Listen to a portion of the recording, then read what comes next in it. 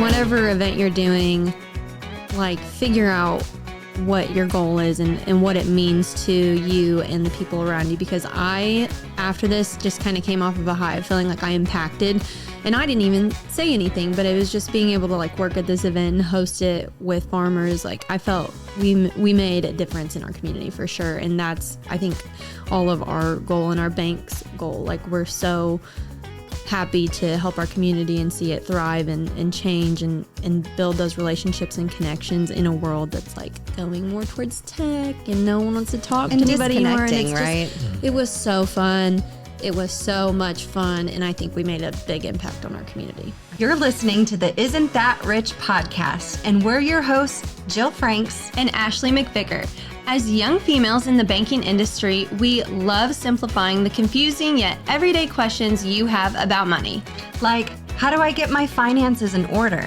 Where is my money really going? How do I invest for my future? How do I make my money work for me? Can I really afford to buy that new home?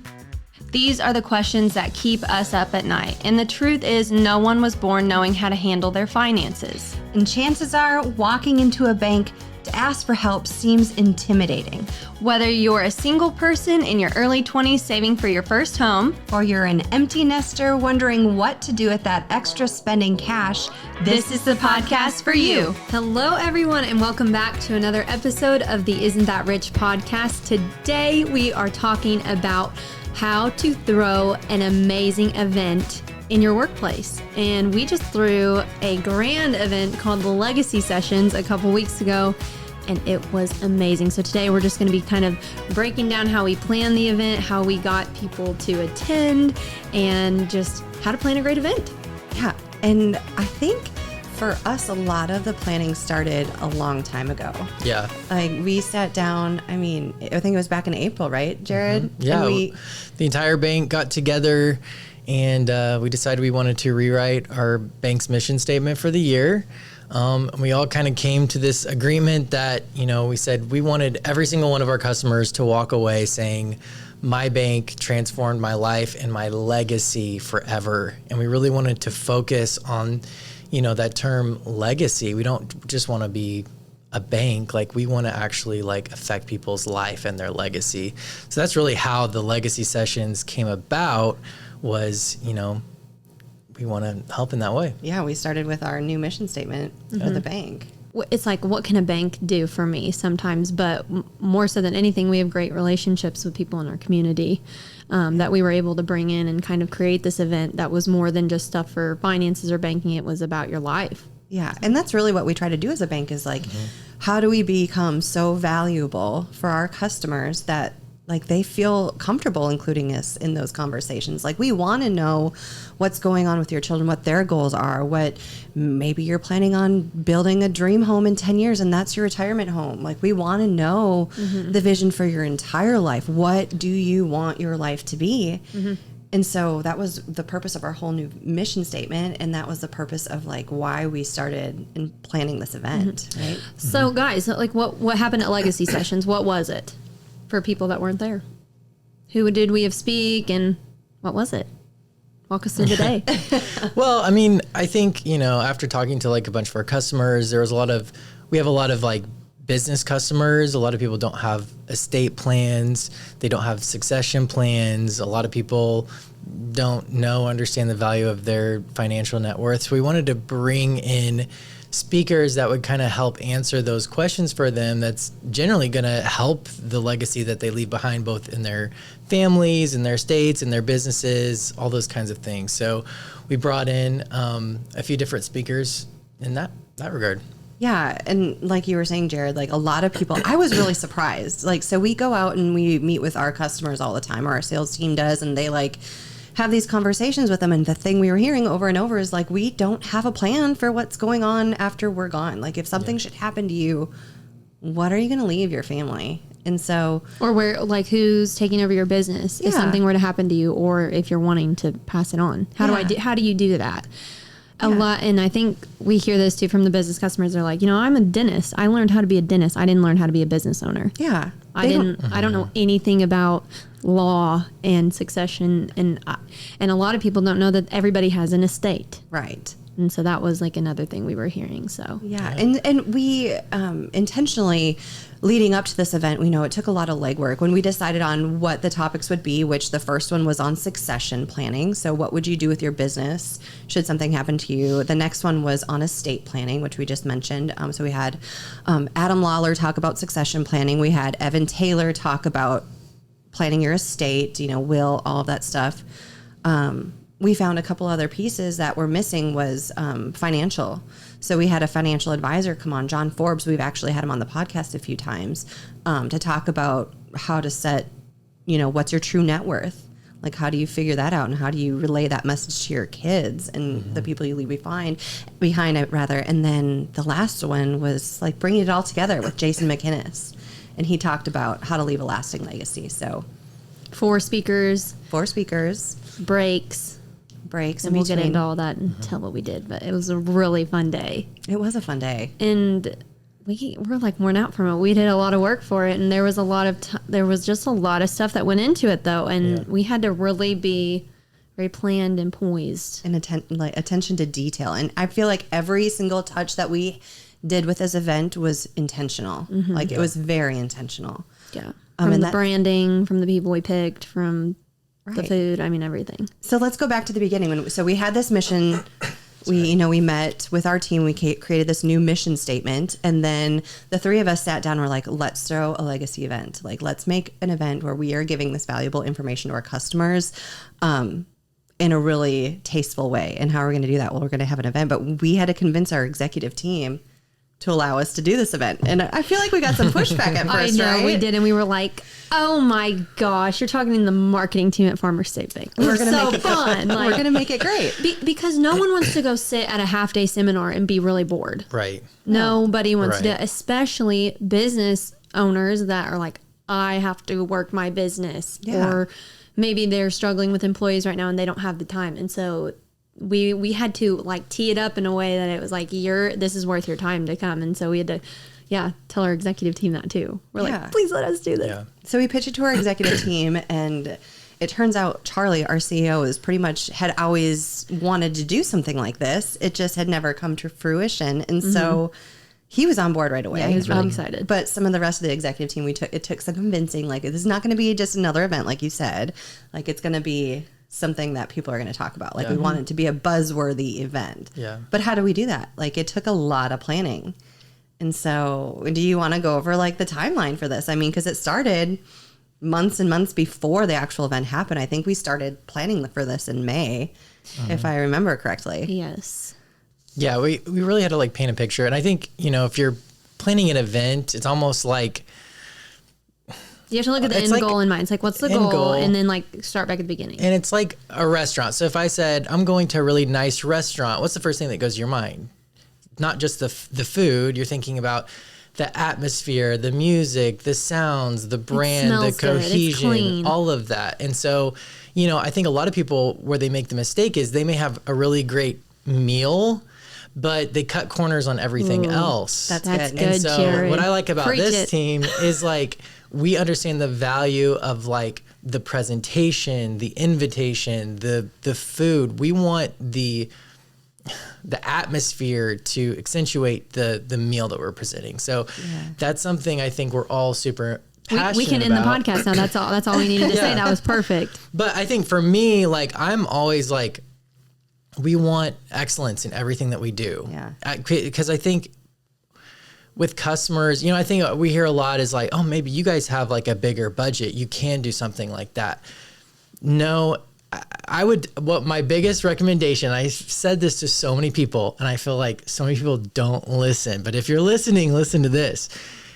It's better to do less better than more mediocre. Yeah. And I think so many people, they try to like reach as many people and do the Quality over most. quantity. Quality over quantity. So I would say if you have the budget to make an amazing impact to 12 people, then make an amazing impact for 12 people rather than this mediocre, boring, cut corners, everything to reach 100 people. It's not gonna make an impact. And so, for us is we wanted from the invitation to the actual end of the event to be this impactful, intentional, wow. Yeah.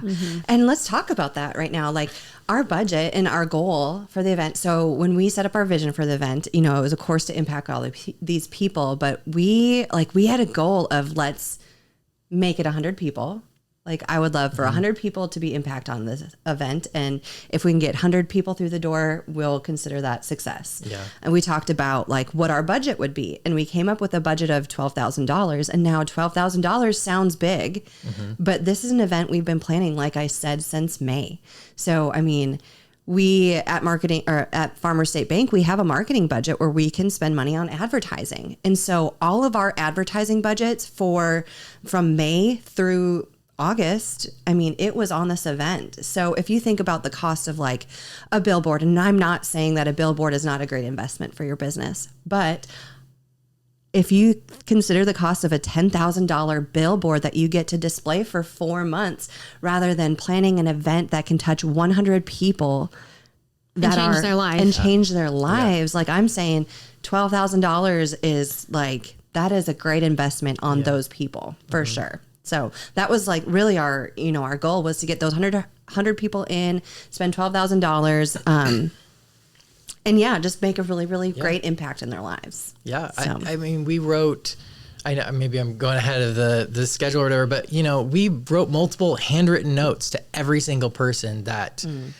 signed up. Like we wanted it to be intentional. And I think and this is like a principle in life, is, when you give extravagantly and you love extravagantly, there is a return on investment. And I think we're already seeing that return on investment with new customers, people being like, oh, wow, I really want to bank with you guys because of how extravagant and intentional you are with me as a person, and I think a lot of people, they have this like, in businesses too, you have this like poverty mentality where you try to cut every corner.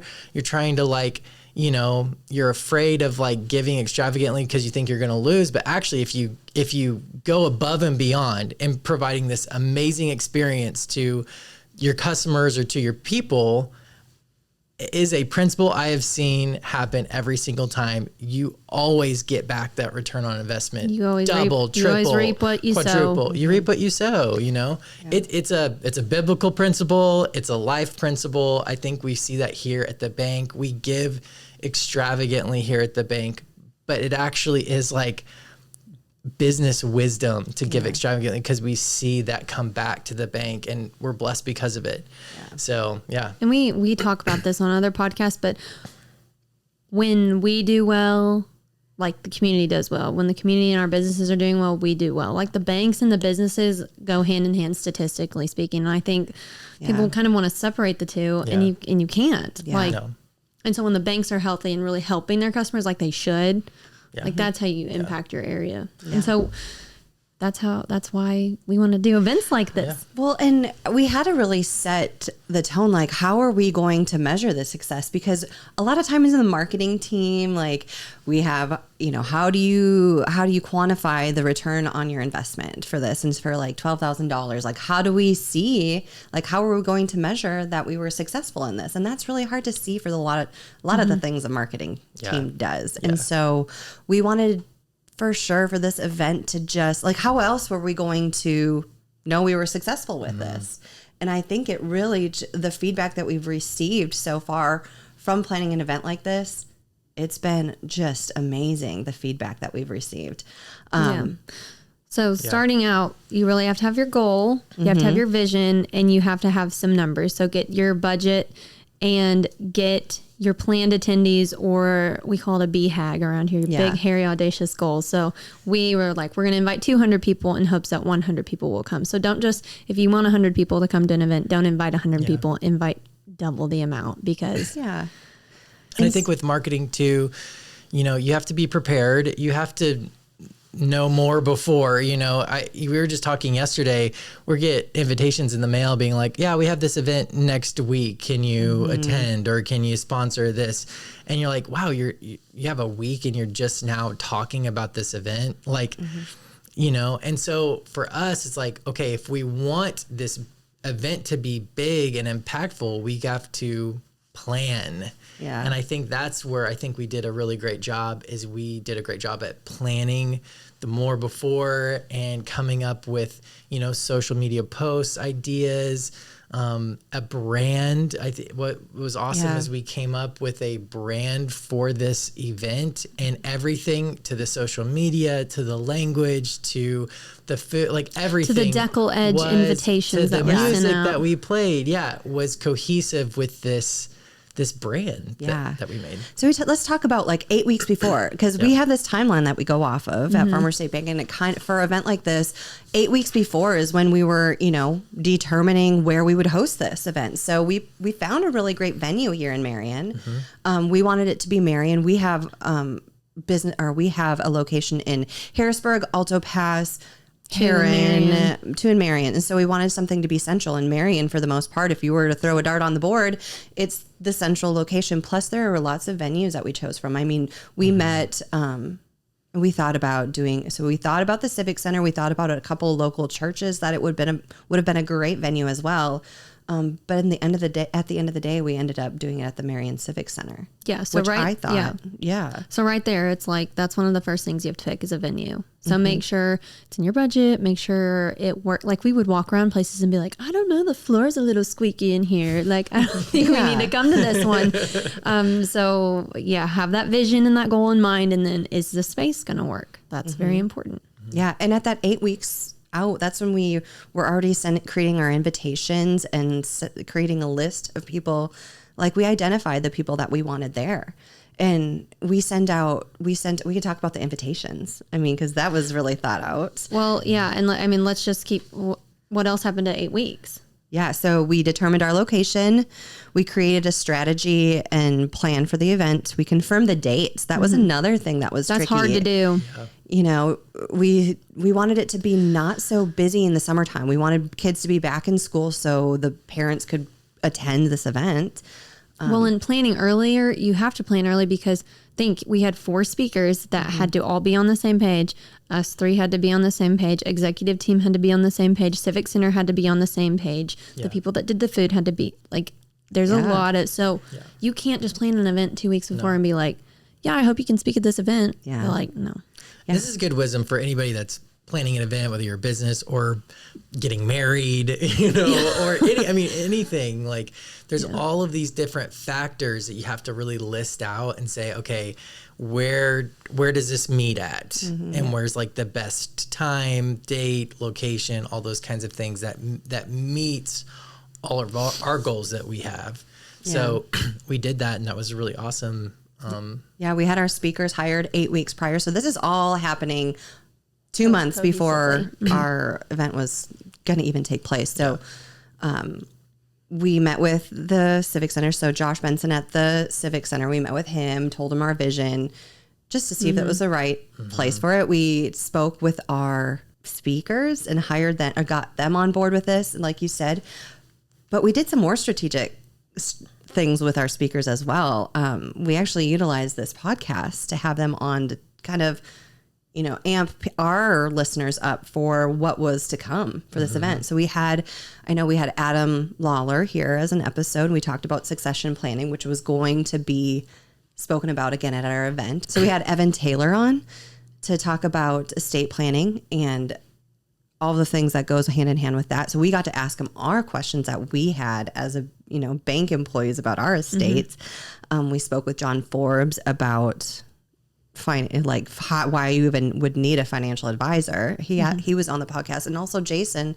We talked about the prosperity and how to live a life that you can be proud of, and how do you live a life financially. So we used all of our speakers in a podcast episode. We blasted that out to all of our online community, and so they could actually get a taste of what was to come at this event. And we use this term a lot here at the bank, but wraparound marketing, like what does that look like? It's more than just a post. So we're utilizing, a podcast, we're utilizing Instagram, we're going out in the community, we're using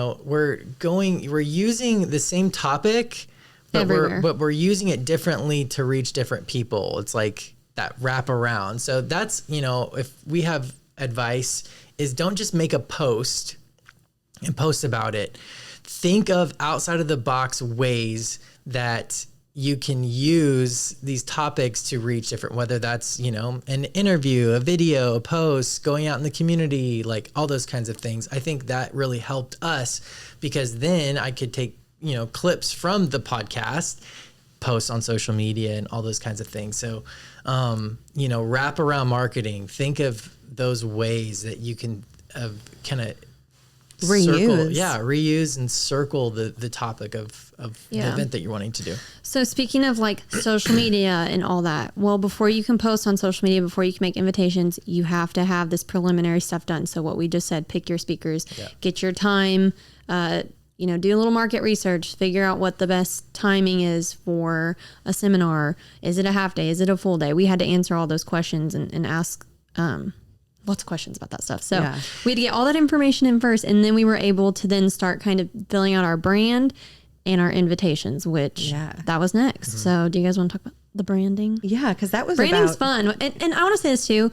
We do a lot of stuff in-house. Yeah, we do a lot in-house when it comes to branding. We do a lot of graphic design. Mm-hmm.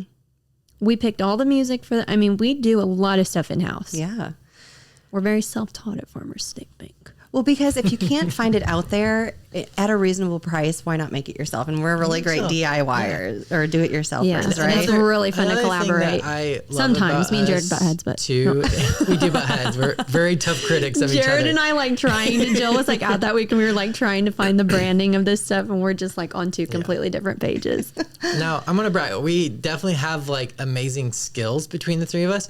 But what I love that we did is in the ways that we were unsure of, we asked for help. So for example, we met with Josh Benson, who is over at the Civic Center, and we're like, man, you've seen a million events. What are your thoughts on our plan? This is kind of our idea, but what do you think? And he critiqued it. He had reasons why, stage design, all those kinds of things. And so don't be so proud to not ask for help. Find people who have done what you're wanting to do and ask for wisdom. It's the best advice. And then stick to your giftings. And so that's kind of what we did, is we asked for wisdom, got some really, really good nuggets that saved us from a lot of probably expenses and headache. Yeah. And then we ran with it, and yeah. Okay, so we're at 6 weeks away. So 8 weeks, we've got all of the things, we've ordered our invitations. We actually made our invitations ourselves.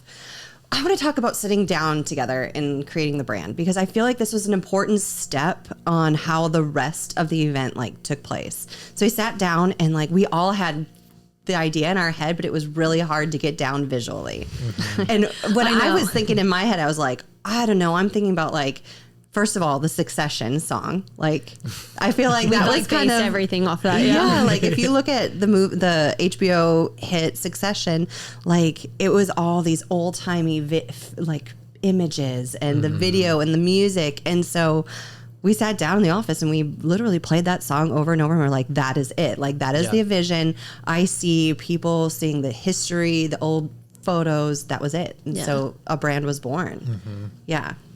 And it was we had all these other brand ideas before and kind of had mocked a few things up, and it just never felt exactly. But everyone says we all slid this old time photo on the screen. And we were like, that's it. Yeah. And it was amazing. So. And I love how we all communicate about stuff, because we all just talk differently, or I'll be like, Jill, speak. Do you hate my design? Be honest with your crew. Okay to be honest and do that too.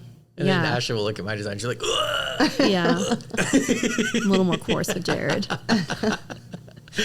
So we got this design, and then it was all right, time to really kick it off. We get to start marketing. So Jared does our social media, and he started kind of filling out a really great detailed plan for what to put on social media. Then we had all of our times in place and designed our invitations ourselves, ordered invitations to make on our printer at the bank, which took entirely way too much time. Yeah. And we learned that too. But they were beautiful. Decal edge is what we learned. And there's something about, I just want to stop for a second, because there is something about receiving a handwritten invitation or like a really well done invitation that says something about the event that's going to take place. So when I get something in the mail, handwritten on the envelope, and I open it up and it's a beautifully presented invitation, chances of me attending that event or responding and RSVPing to that event are way higher than if I were to get an Eventbrite Email. or like, you know, those paperless posts email, like, just, am I just a Generic. number? Right. And that was another thing we had to talk about too, is like, how are we going to get these people that we've invited to show up? Like, this is a free event. I know I'm invited to a million free events all day long, but why is this one different? Like, why is it going to be? And I feel like the first step in really doing that is to send that quality invite. Right. Because how can you not want it when you're like the paper That's your first quality? impression. It was a first impression. Well, it sends a subliminal message without saying it directly that, you know, you're a very important person that we are actually putting the time and effort into this invitation of sending to. You know, that's how they interpret that, you know, these like, you know, hand stamped wax seals and all these things. That also took entirely too long. It did, but I loved it. That would not go through the mail. But it's a way of communicating with that person that we took the time and effort to send this to you. Yeah. Like, you are worthy of the time and intentionality of this. We didn't want to send like a white envelope. We wanted like a green, we wanted to stick out. Yeah. You know, and it worked. Yeah. I mean, it works. It will work. If you take the time and effort into making people feel like they are not a number and that they're an important person and they're being invited to this event, they will come. Yeah. Yeah. And so we sent out this invite to our customers. We identified business customers that we really had conversations previously with that we thought could be a benefit to talking about their estates, talking about their will, talking about succession. Like, so we identified those people and we sent them that invite. And some of them we even hand delivered. Yeah. And it wasn't just the invite that went out. There was a lot of follow-up strategy to that too. So we enlisted our entire sales team, you know, that work with these people nonstop, that have good relationships with them, to follow up with them. So we sent out an email, we sent out follow-up, you know, we had them call them and just say, hey, we sent this invitation to you. I hope you received it. And we really, you know, think you would find value. Remember that conversation that we had about your estate, or remember that conversation we were talking about 10 years in the future for your succession plan. They followed up and had those conversations. So it wasn't just our invitation, although our invitation was wonderful. Like, we really, It was that personal touch. it was really enrolling our team to follow up on and having those actual one-on-one conversations that really enrolled our attendees, really. Right. Yes. So Even like there were moments we went out into the community, talked to people like, we're having this event, you know, this is what it's about. You know, we think that you would really benefit from this because, not salesy, but just, you know, like as a friend being like, hey, like, we had you in mind when we were creating this. We would love to see you there.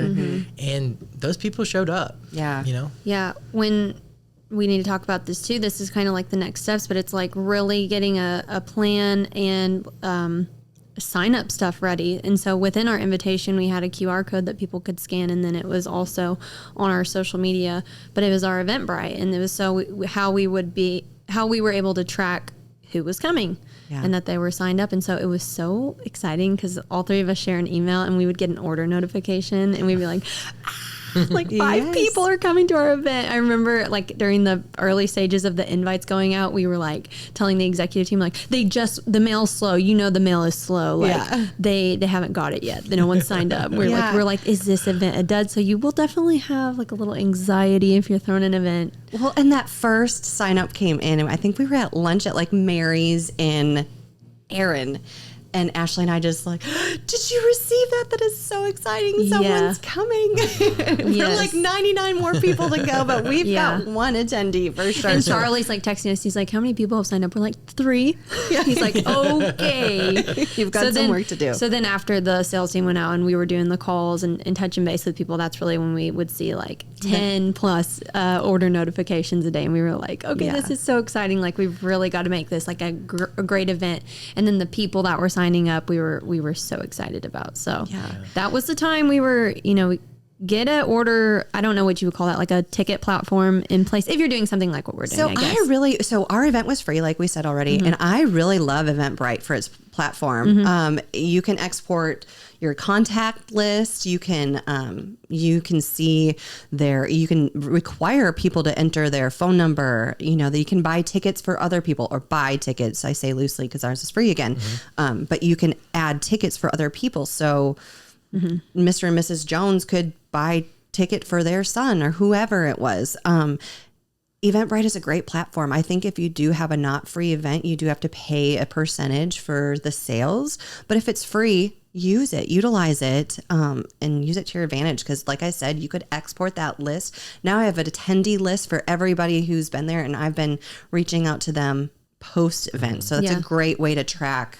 all of your attendees. What's good too is like when they come to the event, we had an iPad out and we were able to check in everybody and then see that final number and who actually showed up. So that was great too. Right.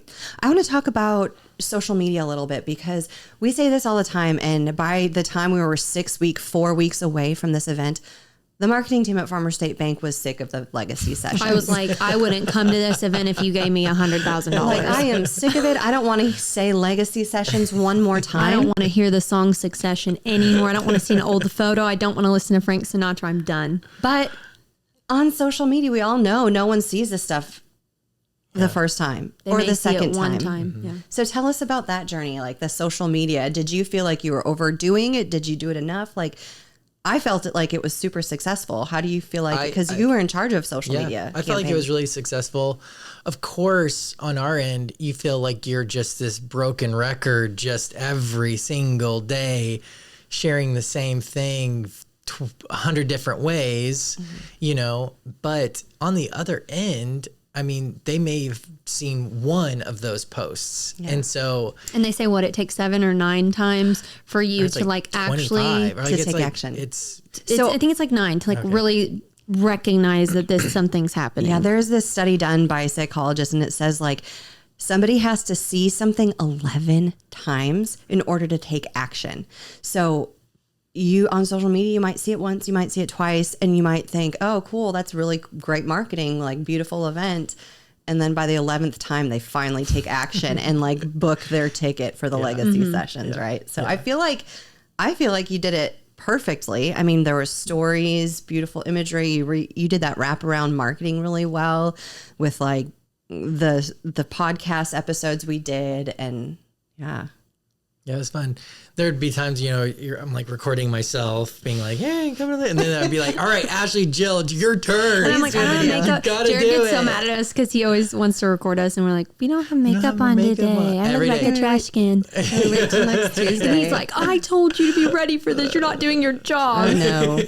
So good job on that, I think getting this is a good tip too, is just your people or your face of your company getting in front of it and just being very raw, like Jared did a lot of the time, and inviting people that way instead of just still images or I don't know. Yeah, that's Jill. You're just be casual with it. Yeah. Share why you should come, and stuff like that. And so even if it's a super formal event, make some posts where you're in your car taking a selfie video being like, hey, here's why we think you should come and blah, blah, blah. It reaches different people differently. Yeah. And so we just basically tried everything and it was great.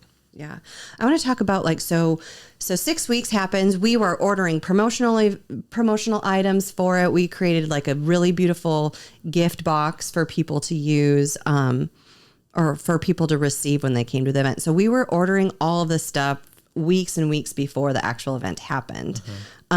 So we ordered our promotional creative branding. We sent out the invitations and were receiving, and we were creating a schedule 4 weeks in advance for this event. Like, we knew that we had to give people more information on it. And so we actually did like a little blurb with what was going to happen on that day. So we created a schedule, determined what supplies we needed for the day of, and we were working with our vendors, honestly. So I would just say after that, it was kind of a blur, but we had everything in place. Like, we knew invites were out, we were getting things. And so it was just more our sales team and us convincing people to come to the event. So while we were kind of working on the back end things, really gearing up, getting the schedule ready, we were just still trying to hit our goal of at least 100 people. And I remember when we passed that, we were like so excited. We sent out like the most exciting email. But I think we ended up having like 130 people at the end of it, maybe more register. So we were so excited. So it was kind of like during those phases, it's like adjusting food stuff, finalizing food stuff, your boxes, your numbers, all that jazz. Yeah. And for us, I don't think, your event may be different, but for us, we want to add value, lasting value to the people who come. So we didn't just want a great event. Like, we want to, how can we continue to add value? One of the things that we created was like a simple connect card where every single person had one, and we had a list of topics that we knew a lot of people are interested in or curious about, but may not have a lot of like knowledge or understanding. So, one of the ways was we had everybody fill that out, and now we can follow up and be like, hey, here are some really great resources that we have on this topic that's going to help you further down the road. And so, if your event is, building lasting relationships with your attendees, a connect card is a really great way just to get that contact information and to understand, what are the wants and the needs of this person attending. And so we're really excited to kind of follow up with those people that showed up and be like, hey, here are some really great connections and people and books, resources, podcasts that we think is really going to help you. So yeah, because that was really important to us too, is like, we made all these great connections. The day of the event was successful. We had a whole bunch of people there in our community, and a lot of customers, a lot of non-customers that I was so excited to see there. Like, the day of the event went so smoothly. And that connect card is huge, because we don't want to send you in the future anything that you're not interested. So if you're interested in succession planning, I'm not going to send you anything like, I'm not going to send you about an account. I want to only send you information that pertains to you and what you're interested in the future. So when we follow up now after this event, we want to be so intentional about the information that we're providing for them. Yeah. And you can't think about, I think what you guys are trying to get across, like, you can't think about follow-up during follow-up time. You have to have a plan for your follow-up. So what Jared's saying, like those connect cards, like those are things that have to be printed, 4 or 3 weeks out. And that's kind of where we're at. So we had all of our stuff sent to print. And one thing we also had at the Legacy Sessions was our financial inventory planner. So we had things of value at the event that they could fill out while they were there, give to us. Like, it wasn't just something you were sitting at and it was really boring. It was very interactive. And so we were planning, stuff that was printed, needed to be there. And then during this time, we were kind of setting up the area. And that's so important to do, because when you're planning an event, the day of, you're chaos. Everywhere. It's chaos. There's checklists and that kind of thing. And then maybe if you're lucky, you can mingle. And then after the event, you're like, I think I, kind of talked to Joe and Carol and blah, blah, blah. But I saw so-and-so in the distance, but didn't really get to say hi and stuff like that. So sometimes those connect cards help you, still be in that host mode of following up and just thanking them for attending and like that kind of thing too. So that you can focus on the day. People, we had to do this too. Who on your team is coming to the event? Yeah. And where are they stationed? That was a whole nother beast we had to tackle. You're like in my head, because that's the next thing I was going to talk about is we had to enlist our team. We couldn't be everywhere. We were hosting the event. We couldn't be everywhere. So I think we had a team of 15 volunteers actually from the bank come and help out. And we had to plan their stations. Like we had to figure out, are we having a booth there? Where are you standing? What are you serving? Are you helping backstage? Yeah. A lot of people. So many moving pieces. So we can talk about those. I think it's important for people to know like what extras that we did. So for this team of volunteers, our first station was our registration team. We had 4 people there greeting people, making them feel welcome as they walked through the door, directing them to our registration table. And so at the registration table, they checked in, they got their seat assignment, and they received a gift from us, like a really well thought out gift. And so inside that gift, we wrote a thank you for attending. So there was a thank you card within that gift that they could take home, and everything that was in that gift, they could use that day, whether it was a coffee mug to get Crown Brew coffee, or was it a pen, or was it snacks to get you through the next session, like to keep you energized and engaged in this event. And I mean, it was just so thought out.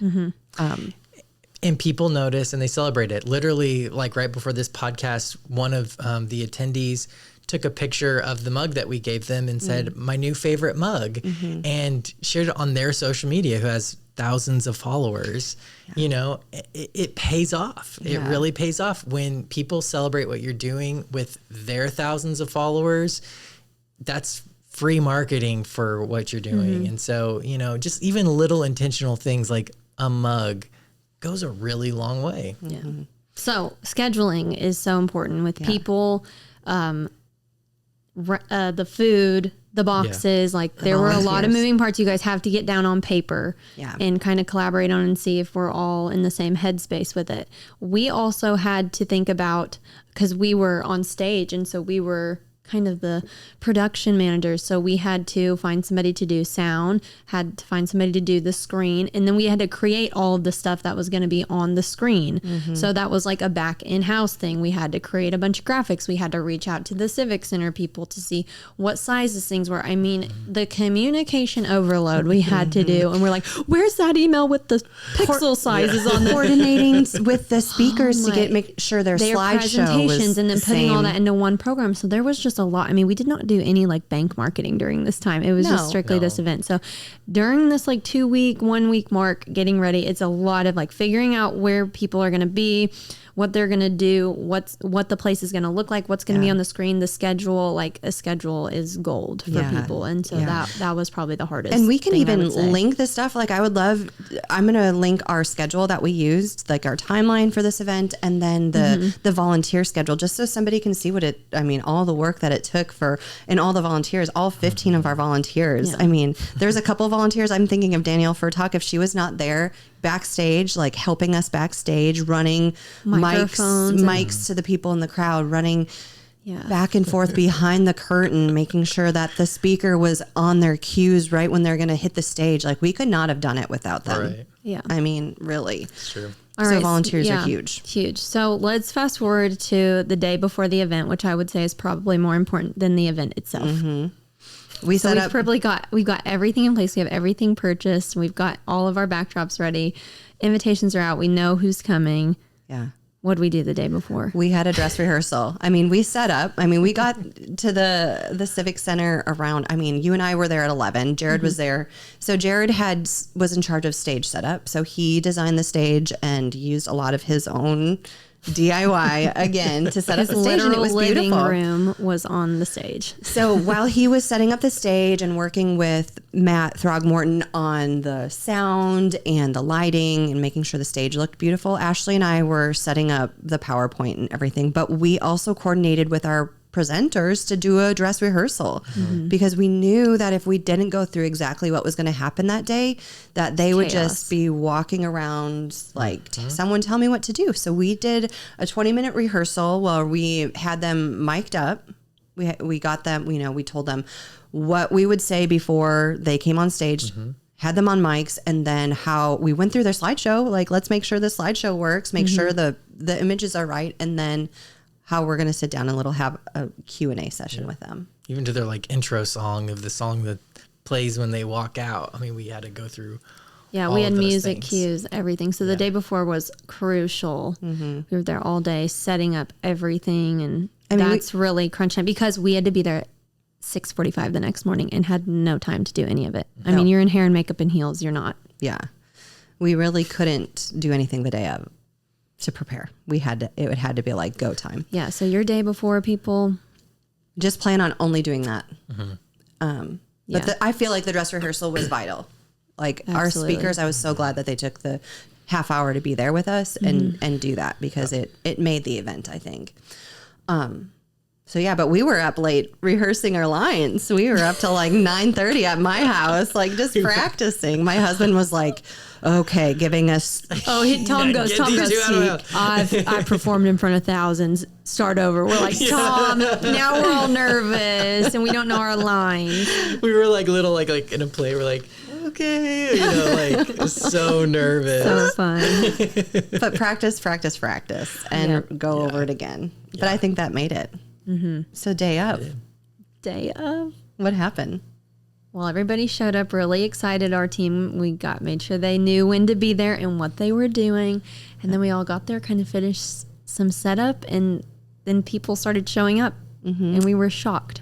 And I think the day of, like you talked about setting the quality from the moment, like when you're setting up a restaurant, you think of everything. So like what music was playing. Yeah. So we had on theme music. We had like old fashioned movie or songs like Frank Sinatra, the old crooners music was playing in the background, but they walked in and they were welcomed. There was beautiful music playing. They smelled fresh coffee. So they were excited to have granny buckets and ground brew coffee. They sat down, they mingled. We called them our professional minglers there. So we had like our executive team, like talking to them, making them feel at home, getting information from them that, like, okay, so let's ask this question during our presentation, right? So we were pre-gathering questions to ask the presenters so we could make sure that their answers were, or their questions were answered. The lobby was so much fun because we created congestion too. Like people were not allowed to come in until we opened the doors, and that was really fun because we live in a small community. So people got to see people that they knew and they were friends with, and they were like, I didn't know you were coming to this event. So I think it made it even more fun. I think the lobby was the place to be, and us three would have loved to have been out there more, but we didn't get to do that because we were the stars. Right. So we were backstage ready. And so we had everything from ushers there. So 5 minutes, we had people being ushered in to their seats. Like there was person every station. There are people queuing them. Okay, guests, it's time now. Go take your seats. Like the event's about to start. Just like you would if you were going to a performance at the Civic Center. They would raise and lower the lights, like 1 minute warning. Actors, take your places, right? Yes. Don't expect your crowd to know what to do. Yeah. Tell people what to do and make them feel like they're completely taken care of, especially in an event like that when you're doing presentations and stuff. Like make them feel so welcomed and taken care of, and tell them exactly what to do. Yeah. Because if you don't, they're going to be upset and be like, this was bad. Well, you never want them to feel like, okay, what's happening next? Like, I don't know what to expect anyway. So give them like full transparency and like, here's the time the speakers are going on. We had a program. Everything was laid out. Yeah. So they were ushered to the seats. The show started. We had 4 speakers, like we mentioned. So tell us, Jared, about like what it was like when the speakers were on there. Like we gave them how much time to speak? So they spoke by themselves for 20 to 30 minutes. And one of the things that Josh Benson had advised was breaking it up. And doing like a 20, 30 minute Q&A session. And, my ADHD brain, I'm like, oh, I appreciate that, because I think sometimes if you're like listening to someone talk to you for an hour straight, you can kind of zone off. And especially if you have 4 people doing that, it can get real boring fast. And so I think doing the divide between each speaker was probably one of the best things that we did, because then when we opened up the Q&A, people in the audience were asking questions that applied to them and all those kinds of things. And you could see the engagement of the audience now because, And it was for the audience. It wasn't for us. It was for them, so they got to ask the questions that they needed to know the answer to. Yeah. So, it went very smoothly. We did like little short 10-minute breaks between each speaker. we didn't want it just to be like, all right, we're going to go 10-minute break and come back and it just be like music playing in the background. We had like really fun things planned in between. We played like The Price is Right. We did giveaways. We did trivia, just different games so we really wanted people to stay in that room, and we wanted to have it really high energy, really charismatic, to kind of bring up that energy. Because, especially not saying that the topics of estate planning or succession planning is boring, But it can get real stiff and serious. but it can get really stiff. And so if you are planning an event that has the potential of being really stiff, you definitely need to think of ways to hype up the crowd, waken up the audience, have a lively MC, something that's going to break it up and not make it feel like it's one long like college class. Right. Yeah. Yes. And I think the intentionality behind having the 10-minute breaks with entertainment on the stage was like, I want every single person attending to go take your bathroom break, grab something to eat, and get back in here because you don't want to miss what's happening next. Like, get back in here. It's going to be fun. But what was nice was that the people in the lobby that decided to go out there, get more food, they were able to talk to the speaker that had just went, or talk to someone on our team, or with other business owners. And that was like a really fun place to be out there too, because they would even stay out there. We would be like yelling on the mics like, people in the lobby, we're real fun in here, come back in here. Yeah. And so it was kind of even casual. People would just like trickle back in. Yeah.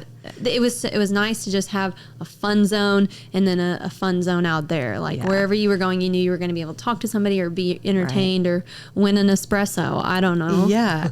Yeah. Our prizes were pretty great too, I Yeah. must say. But I loved that we had the speakers stick around throughout the day. And then I think a lot of the magic happened. Like, I think our estate planning lawyer, he booked so many appointments, which was so fun for us to see. Is like, the information that we are serving up today, like, you can't go another week without. So it was so fun to see those appointments happen. Like our succession planning, I think he made a bunch of appointments. Our financial planner made so much appointments for the next week. So these people were following up and taking action immediately.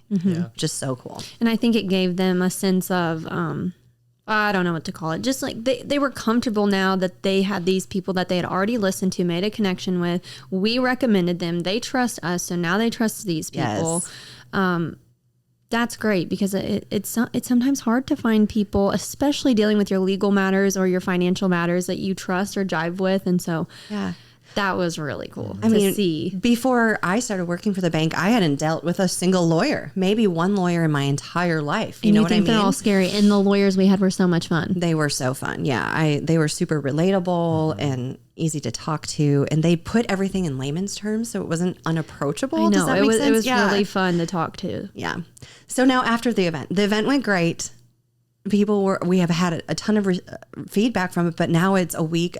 It's Tuesday, so on Thursday it will be a week post event, and now is when our work really has to start. Honestly, how are we going to follow up with these people and make sure that they're still receiving the information that they requested on those Connect cards? I was going to say, Jill, it's those Connect cards you talked about. So like you said, we don't want to we're not annoying people. We don't want to send you something that you don't want or you didn't ask for. Yeah. We want to connect you with people or send you stuff that is going to be applicable to you. Yeah. And so it's going through those Connect cards this week and looking at what people really need. And some things are really surprising. Some people marked 8 boxes and some people marked 1. You never know what people are looking for. And so I think we're going to take that information and really kind of disperse that, sort through it, and really get I think intentional with the things that we intentional. send. Yeah. Because no one likes just a random No one's getting cold spam. call. No one really likes salesmen. No one really wants to hate be that. like I will a block you. salesman,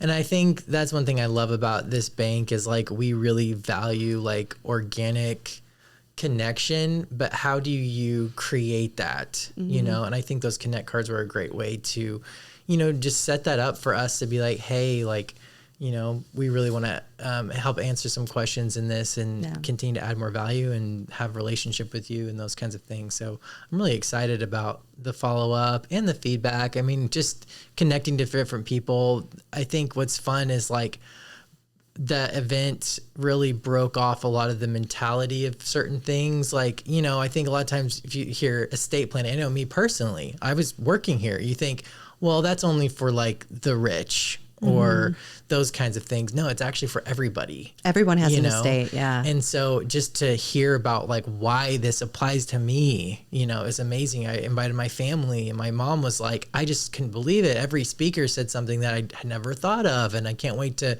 set up appointments and connect with them and all those kinds of things. So it was just really excited to even see like my own family impacted from this event. Final thoughts for me.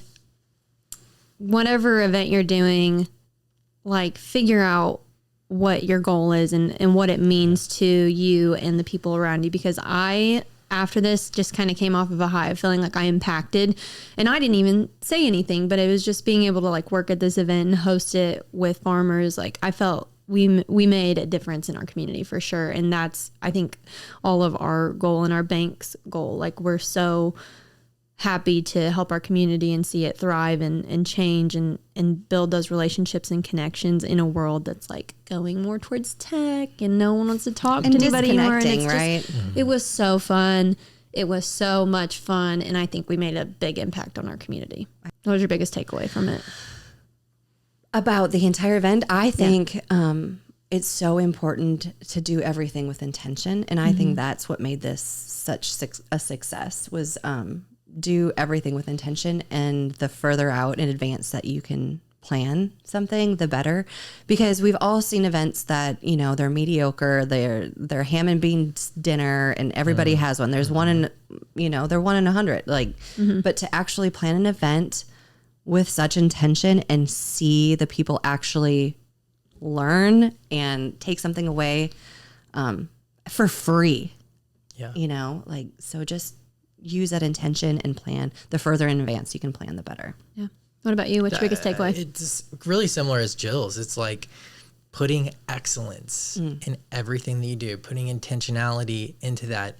No cutting corners. In fact, doing the opposite is how can I be extra? You know, that's what I love about what we did with this event. It wasn't just an invitation. Like how do we make the invitations like extra? Let's do a wax seal. Let's, you know, let's put up a living room set on the stage, you know, like I love that. But what I have found in my own life and my personal experience through owning a business and all those kinds of things, when you go above and beyond and being extra and intentional, it always comes back as a better investment. So if, you know, it's just the principle of life. And so I'm really proud of that intentionality that we did for the event. And I'm already seeing the fruit happening because of that.